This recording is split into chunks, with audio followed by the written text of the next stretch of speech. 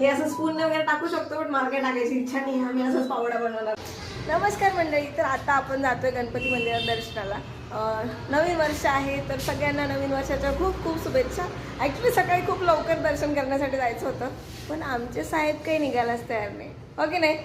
सकाळपासून मी म्हणते की चला दर्शन करायला जाऊ. आत्ता 6 वाजतायत आणि आत्ता कुठे आम्ही निघतोय.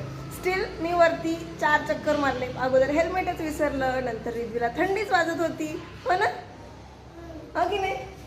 दोघांचे नुसते नखरे चालू आहे. नवीन वर्ष असं काही आमचं सुरू आहे. चला आता मस्तपैकी गणपती मंदिरात जाऊया, दर्शन घेऊया, तुम्हाला दाखवते. मंदिरात पोहोचलो, बाप्पासाठी नारळ आणि फुलं घेतली आणि मला वाटलेलं न्यू इयरला सगळे पार्टी करता आणि मीच एकटी मंदिरात जाणार आहे, बट असं काही नव्हतं. इकडे तर लाईन लागली होती लिटरली. मला असं वाटलं की तीर्थक्षेत्राला आली की काय. एवढ्या मोठ्या लाईन नंतर आम्हाला बाप्पाचे दर्शन झाले आणि त्यानंतर बाप्पाला नारळ सुद्धा फोडलं.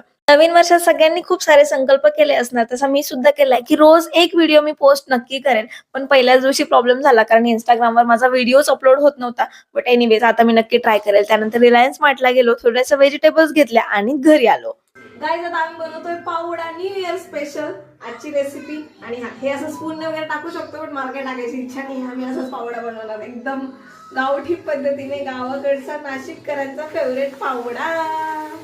येस, पहिला पावडा गेलाय तेलात. आता बघूया त्याची काय टेस्ट वाटते. मिरची मस्त झणझणीत गावाकडची मिरची आहे, छान तळली आहे.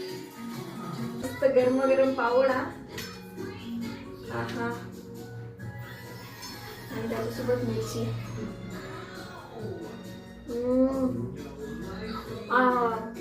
यम्मी, मस्त.